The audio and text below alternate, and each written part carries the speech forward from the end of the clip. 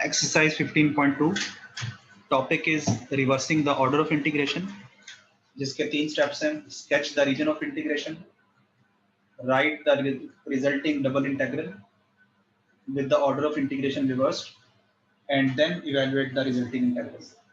Questions करने हैं 33 से लेकर 54 तक, with main focus on question 47 to 54. क्योंकि अगर आप 33 से 46 की स्टेटमेंट देखें तो उसमें लिखा हुआ है sketch the region of integration. ये रीजन है जो कि आपने स्केच करना है. ये ऑलरेडी आप ये काम कर चुके हुए हैं. और उसके बाद आपने इसका ऑर्डर रिवर्स कर देना. सिर्फ आपने इसको इवेल्युएट नहीं करना, ठीक है. जबकि आप अगर क्वेश्चन 47 से 56 की स्टेटमेंट देखें तो इसमें लिखा हुआ है sketch the region of integration, reverse the order of integration and then evaluate the resulting integral. Repeat कर दे, नेट डिस्कनेक्ट हो रहा था. मैं रिपीट कर देता हूँ. आज का जो टॉपिक है वो है reversing the order of integration, जिसमें हमने इंटीग्रेशन का ऑर्डर रिवर्स करना है. इंटीग्रेशन का ऑर्डर रिवर्स करने का मतलब ये है कि मुझे आप बता सकते हैं कि ये जो क्वेश्चन 33 है ये किस में लिखा हुआ है? हॉरिजॉन्टल क्रॉस सेक्शन में लिखा हुआ है या वर्टिकल क्रॉस सेक्शन में लिखा हुआ है? वर्टिकल में, क्योंकि वर्टिकल में x कांस्टेंट होता है ना. तो आपने इसका ऑर्डर रिवर्स करके इसको आपने लिखना है हॉरिजॉन्टल क्रॉस सेक्शन. हाँ जी, वर्टिकल में लिखा हुआ है, आपने इसको हॉरिजॉन्टल क्रॉस सेक्शन में लिखना है, ठीक है. तो डेफिनेटली आपको sketch the region of integration करना पड़ेगा. तो रीजन ऑफ इंटीग्रेशन को पहले स्केच करेंगे, वहां से आप इसका जब ऑर्डर रिवर्स करेंगे तो हमारे पास इसका एक इक्विवेलेंट डबल इंटीग्रल आ जाएगा, जिसमें dy dx की जगह पे dx dy लिखा होगा और यहाँ पर लिमिट्स ऑफ x लिखी होंगी इस जगह पे और लिमिट्स ऑफ y बाहर लिखी होंगी एज अ कांस्टेंट.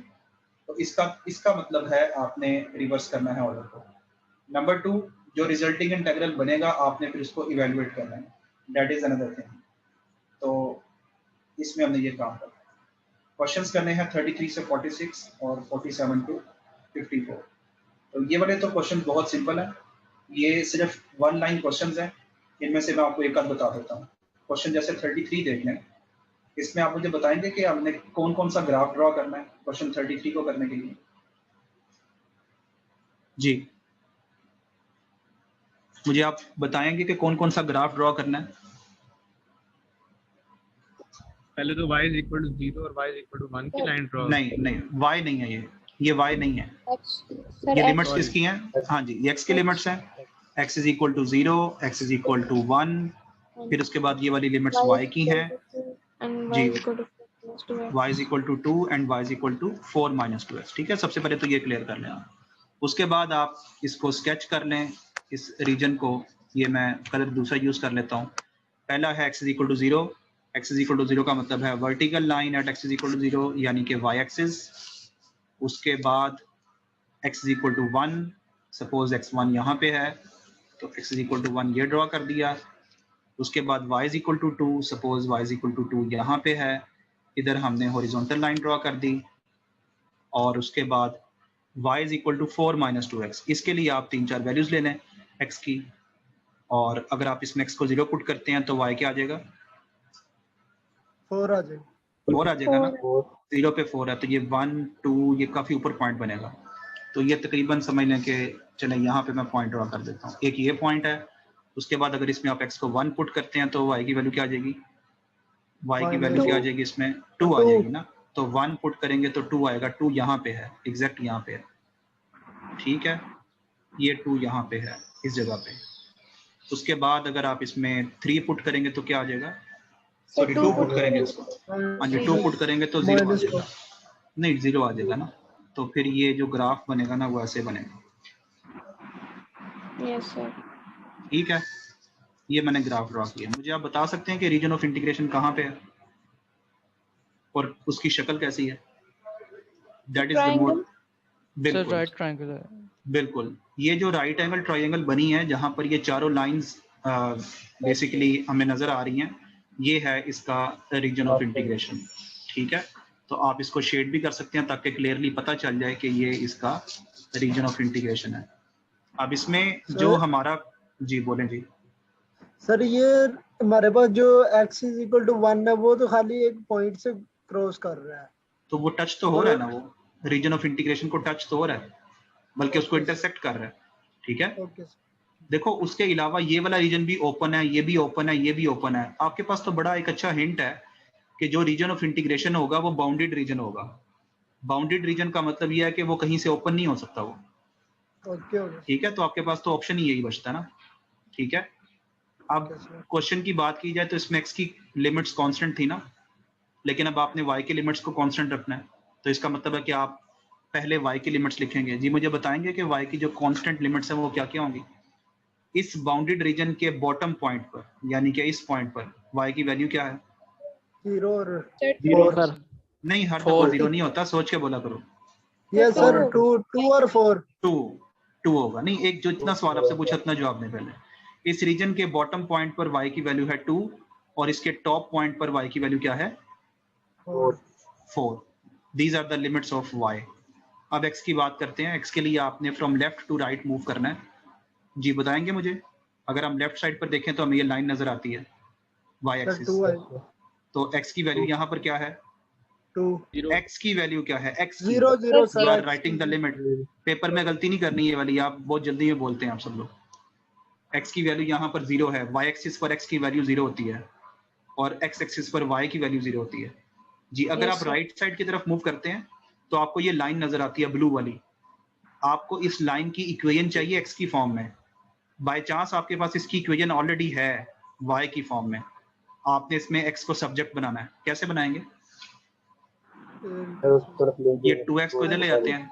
जी बिल्कुल, 2x को इधर ले आते हैं, ये हो जाएगा 4 माइनस वाई, और जब ये 2 डिवाइड होगा तो 4 minus y over 2। So you got the upper limit 4 minus y over 2। पहले था ये dy dx, अब क्या हो जाएगा? dx dy। This is your answer, क्योंकि आपको उसने क्वेश्चन में नहीं कहा कि इसको इवेल्युएट करना है इस इंटीग्रल को।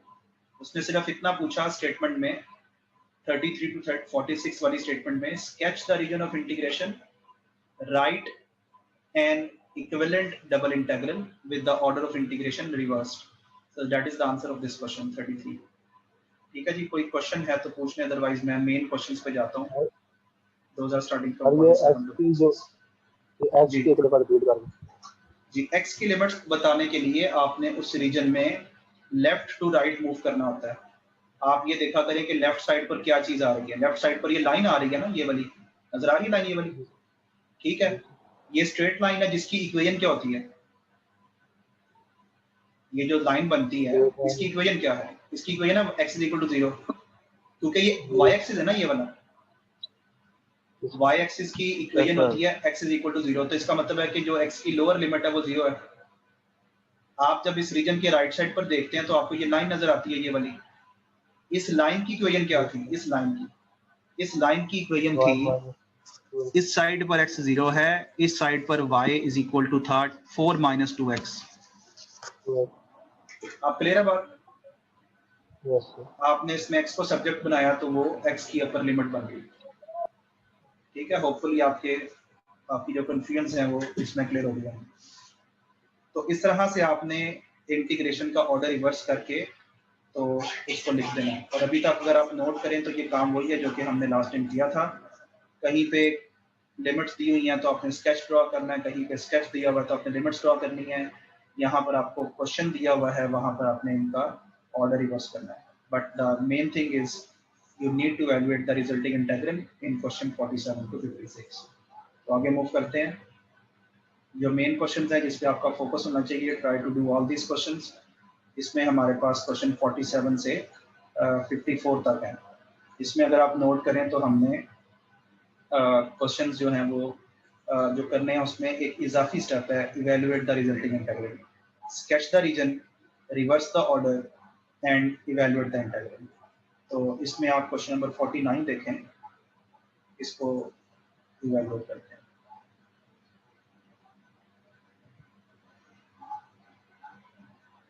जी 15.2 का जस्ट अ मिनट, 15.2 का क्वेश्चन नंबर 49 क्वेश्चन है 0 to 1 y to 1 और फंक्शन है x square e raised to power xy। Limits हैं dx dy।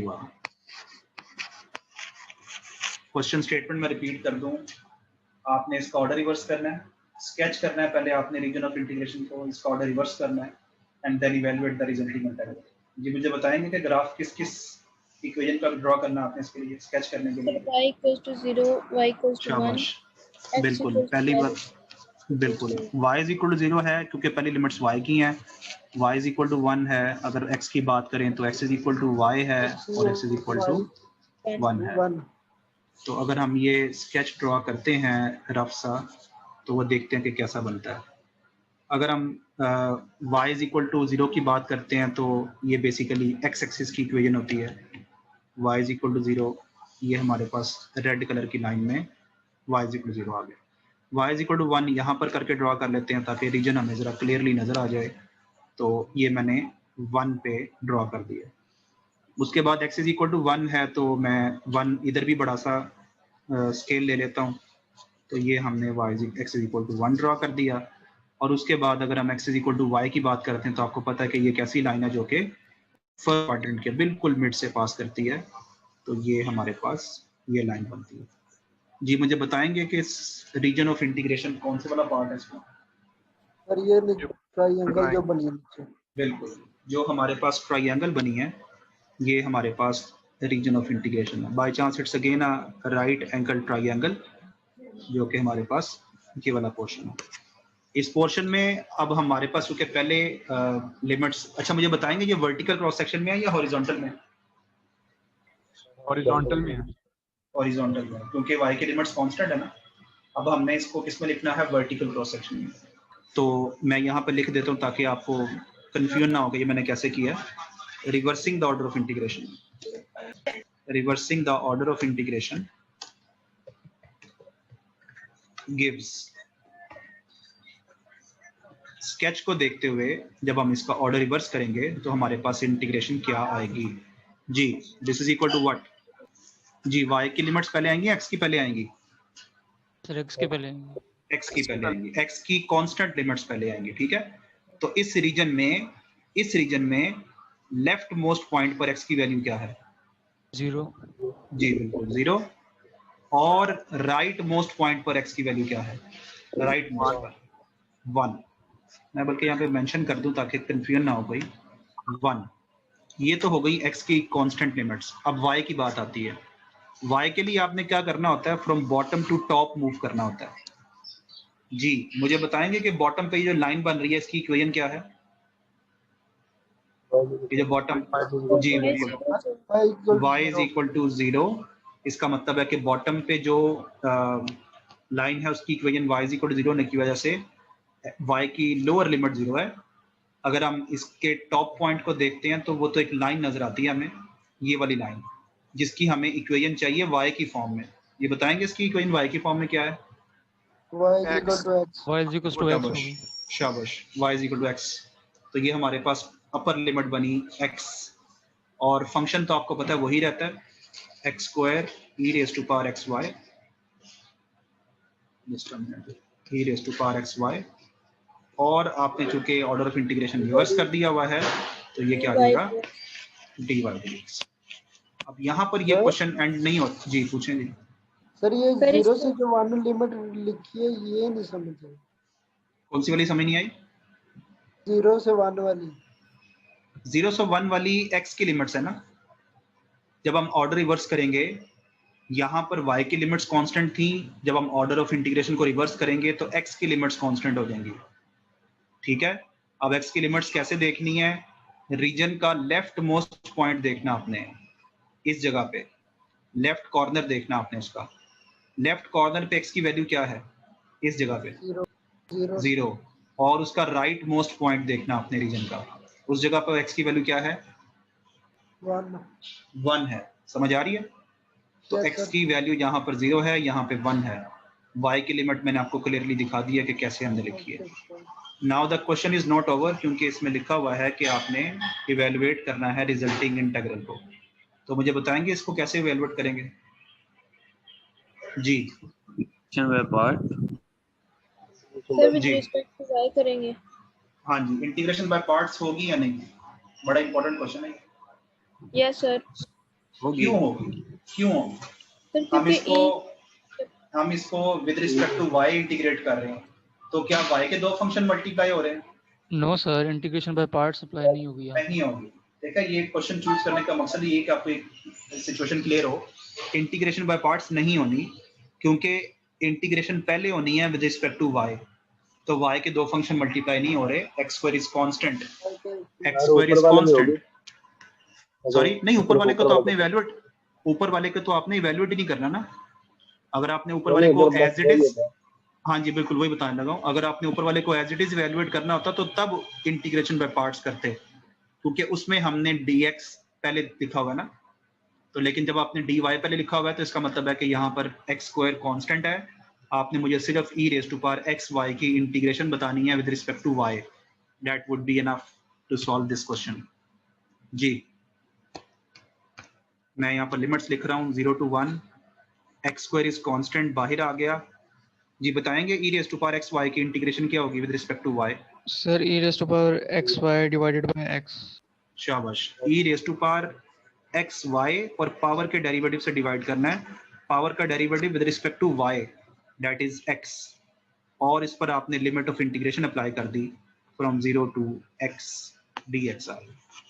ये x इससे कैंसिल हो गया, जो बच गया है मैं वो नेक्स्ट पेज पे लिख के फिर इसको इवेल्युएट करता हूँ ताकि आपको कोई कंफ्यूजन ना हो।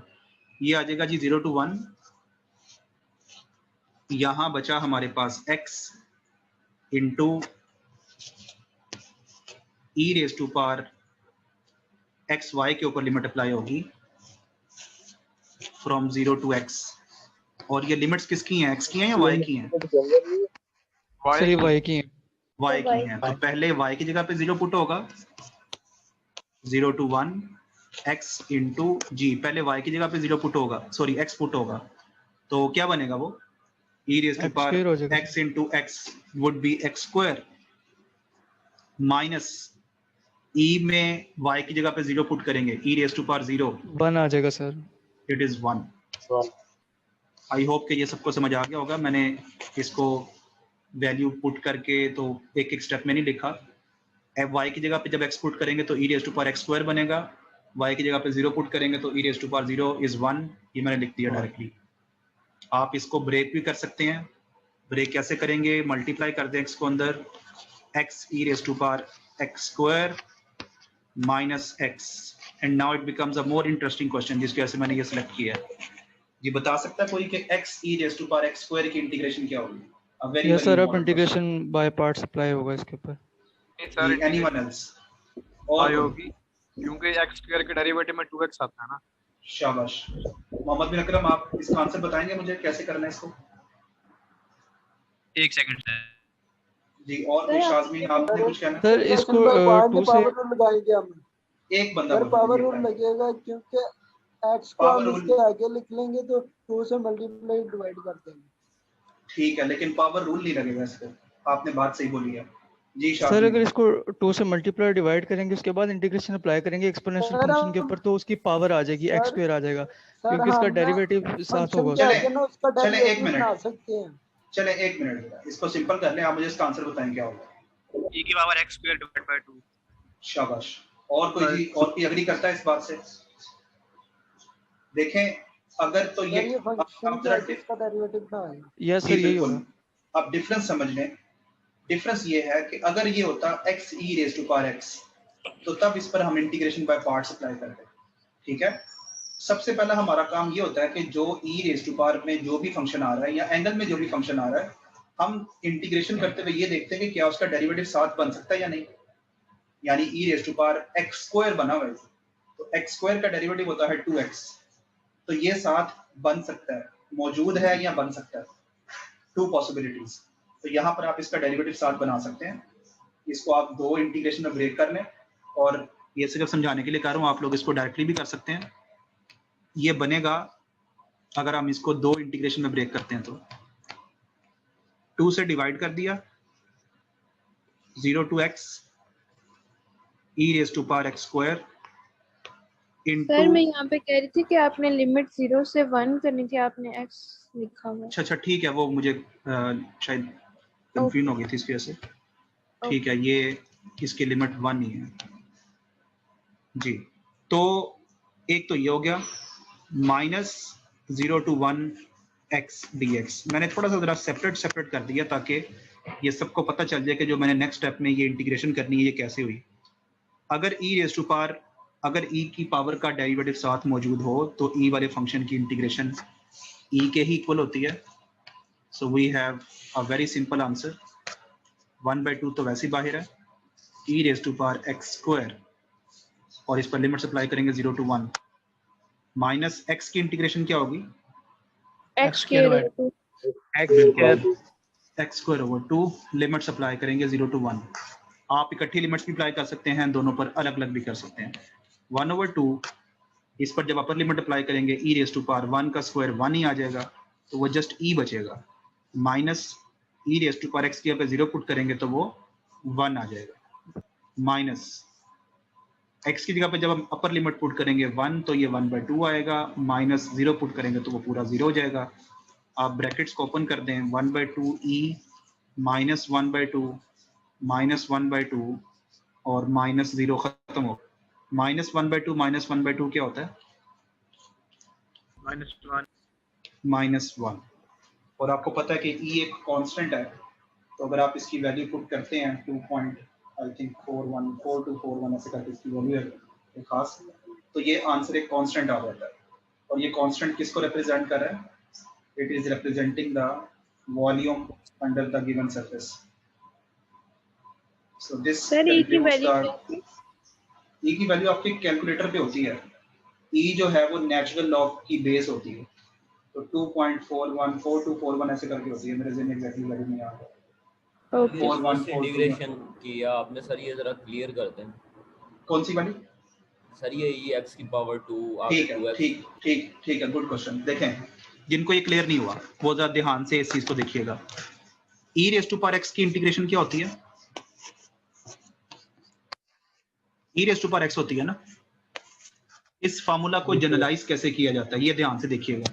इस फार्मूला की जनरलाइजेशन जो एक्चुअल है वो ये है कि अगर e की जगह e की पावर में x की जगह पर कोई और फंक्शन आ जाए f(x), तो e की इंटीग्रेशन e ही होगी अगर उसकी पावर का डेरिवेटिव साथ मौजूद होगा। यानी e की इंटीग्रेशन e होने के लिए जरूरी है कि उसकी पावर का डेरिवेटिव साथ मौजूद हो, then that would be e⁻f(x). अब आप कंफ्यूज क्यों हो रहे हैं वो भी सुन लें, अगर किसी को कंफ्यूजन हो रही है।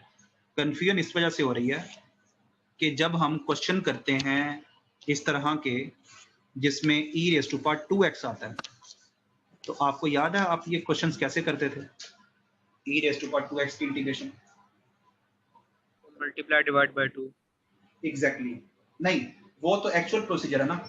जो जिसको कंफ्यूजन हो रही है ना, हाँ जी, जिसको कंफ्यूजन हो रही है वो ये इस वजह से हो रही है कि इसकी इंटीग्रेशन हमने की हुई है इस तरह से कि e की इंटीग्रेशन e ही होगी और पावर के डेरिवेटिव पे डिवाइड करेंगे, right? That is one way, ये एक तरीका है। अब मैं दूसरे तरीके को लिखने लगा हूं जो कि एक्चुअल तरीका है। इंटीग्रेशन ऑफ e⁻2x, e की इंटीग्रेशन e ही होगी अगर उसकी पावर का डेरिवेटिव साथ मौजूद होगा। पावर का डेरिवेटिव है 2, मुझे यहाँ पे 2 साथ लिखना है, इसके लिए मैंने 2 से डिवाइड भी कर दिया, 2 से मल्टीप्लाई भी कर दिया, and now the integration of this e function is just e, which is the same answer as this one. मुझे क्लियर करें कि आपको ये दोनों के डिफरेंस की समझ आ गई है जी। सर जैसे अब ये जैसे हमने पिछला क्वेश्चन किया उसके साथ हमारे पास x था तो इसलिए हमने 2 से मल्टीप्लाई कर दिया। अगर x ना होता तो आपके स्कोप से बाहर है ये चीज। मैंने आपको एक दफा पहले भी शेयर कहा था, अगर आपने मुझसे कैप 1 पढ़ी हुई है, कि इंटीग्रेशन की बहुत सारी टाइप्स हैं।